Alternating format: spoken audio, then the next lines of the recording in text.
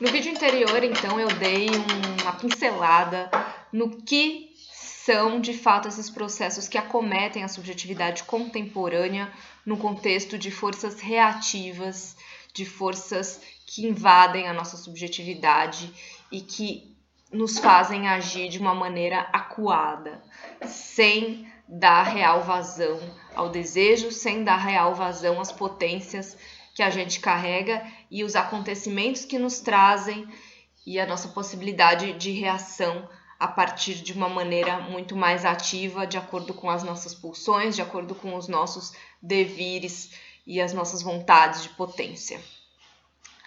Hoje eu queria dar maior ênfase, então, aos processos subjetivos atrelados a esses acontecimentos que nos tornam muitas vezes reativos. Como que a gente então interpreta novamente essa questão do ressentimento, essa questão da impotência, da depressão?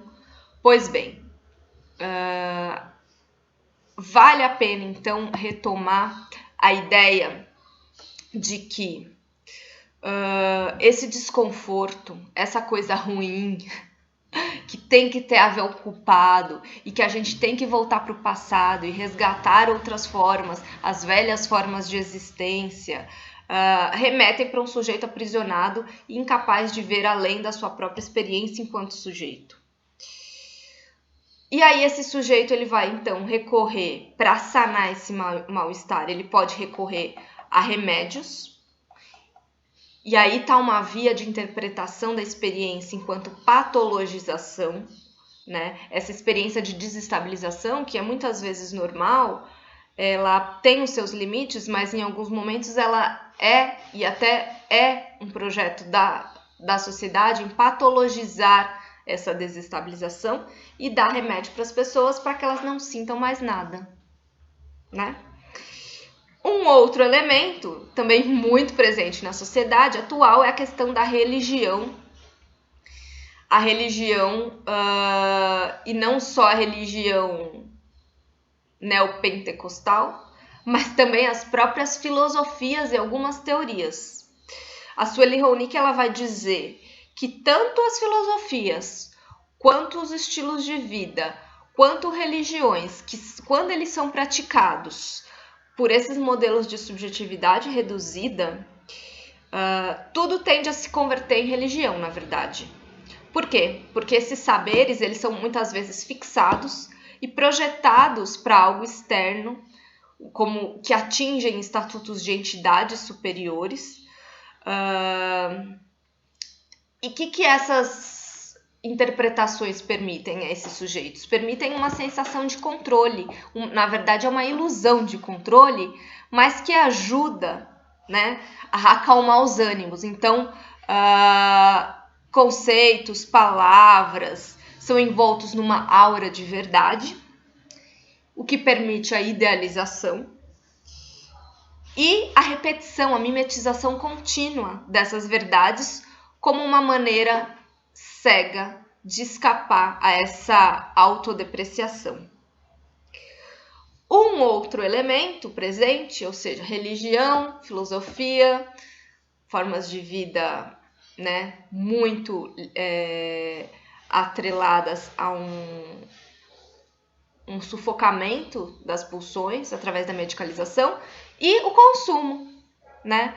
Consumo como também um dos modelos oferecidos pelo mercado para dar essa sensação de alívio, de pertencimento, de uma condição de existência. E aí o mercado oferece várias possibilidades, vários estilos de vida, várias identidades compradas através das mercadorias.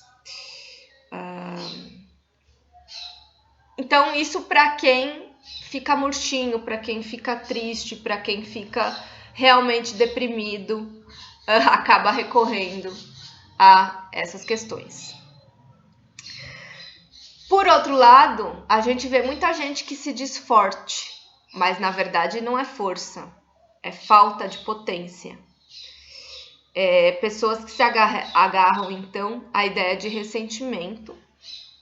E o mal-estar que estava nelas, elas são capazes de projetar num corpo estranho, num corpo externo. E aí, esse mal-estar, ele sai, ufa, eu tô livre, e eu tenho ódio, eu consigo projetar meu ódio. Aí a gente vê, então, essa projeção desse mal-estar para esse corpo externo, de forma que o próprio sujeito esvazia-se e consegue, então, sentir ódio, consegue sentir ressentimento e consegue projetar todos os sentimentos negativos neste que está agora fora de si, mas que no fundo tem muito de si, só que ele já não é mais capaz de enxergar, ele já separa. Por quê? Porque ele está preso na experiência dele, fixa enquanto sujeito. Ressentimento nada mais é do que a falta interiorizada em nós, que coloca o outro como a causa desse sofrimento. Diante desse contexto, então, o que se debilita é essa nossa potência criativa de criação, potência coletiva e que muitas vezes está totalmente dissociada porque cada um está preso na sua própria experiência de sujeito, né? E a gente perde, então, muito ao atuar como agentes reativos, porque a gente é incapaz de criar mundos, criar novas realidades se a gente continuar dentro dessa frequência de cristalização, de fixação do que nos acontece. E aí que é possível, então,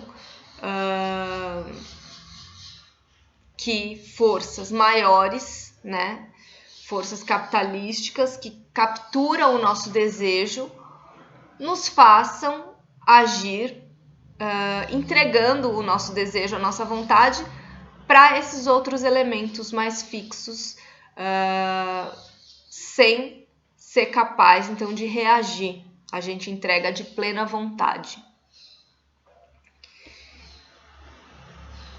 Essa é a natureza do que a gente está vivendo atualmente, que Sueli Ronick vai chamar de uma cafetinagem, né?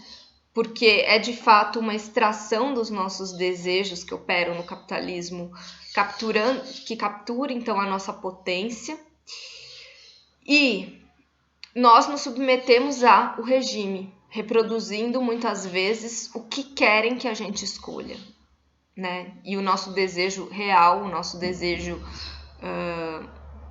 latente ali, ele é abafado.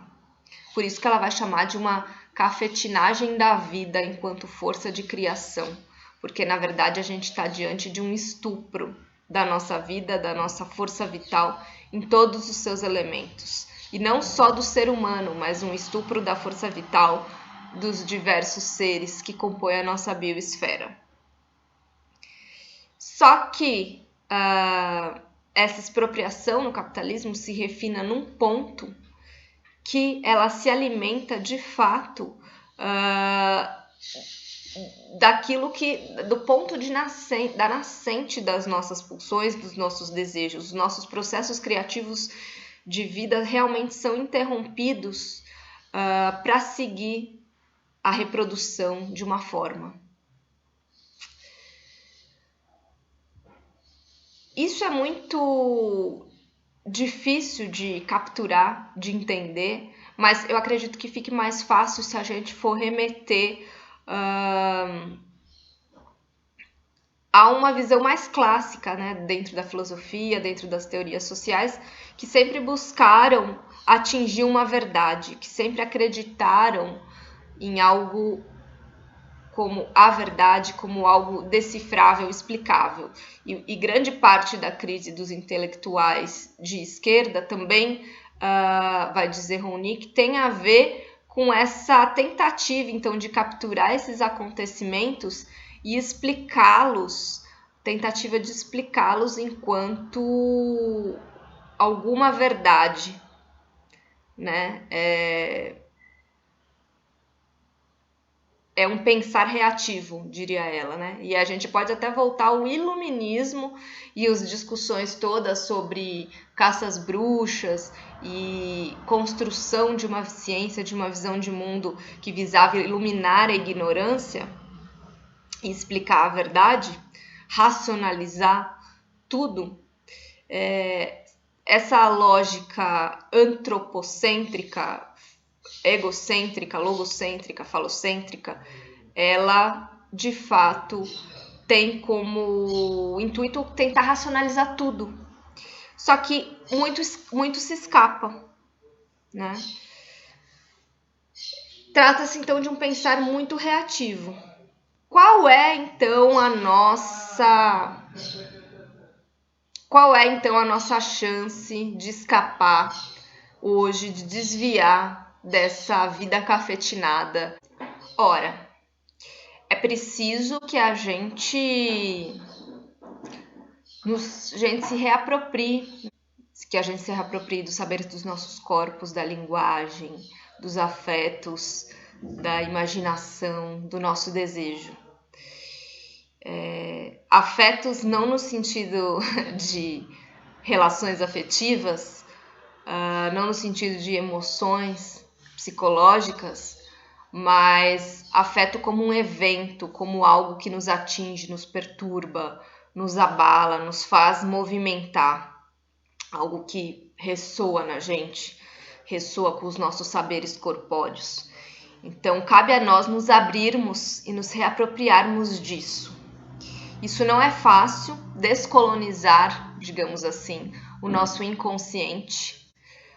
E isso é uma tarefa ainda cada vez mais difícil num país colonizado como o nosso. A gente também tem que descolonizar o nosso inconsciente de formas de dominação incutidas por anos de dominação, né, colonial, e permitirmos então modificar esses dispositivos da micropolítica que produzem a nossa subjetividade.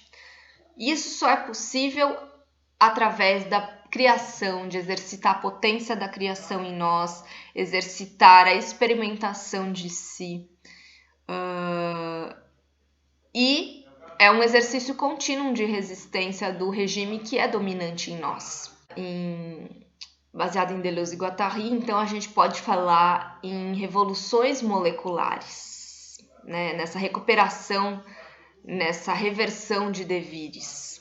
Nós temos que mudar de alguma forma o jogo de relações, o diagrama de vetores dessas forças, para que a gente não tá em jogo acabar totalmente com as linhas duras, né? Com as representações, com as formas, mas entender que as linhas duras são tendências e são modelos que podem nos servir em algum momento, mas elas não podem pautar plenamente o viver.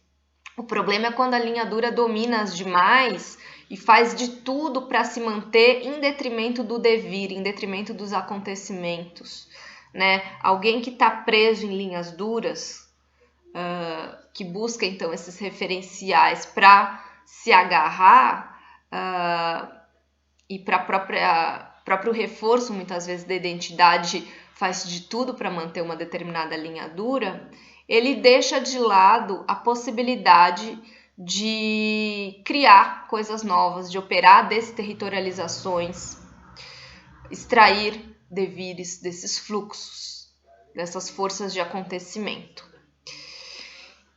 Então não é fácil, estamos diante desse exercício de deslocar e modificar as nossas formas de existência cada vez mais, e a gente tem que começar pensando no sentido de escutar os nossos afetos, aquilo que nos atravessa, e seguir esses desejos, de fato, investir nas conexões que acreditamos que façam sentido e que sejam então guiadas as nossas ações por essa escuta para criar uma expressão para aquilo que pede passagem no mundo. A vida é sempre uma potência, e uma potência nômade, ela não se fixa. Então esse é o recado que fica para a gente resistir hoje e sempre.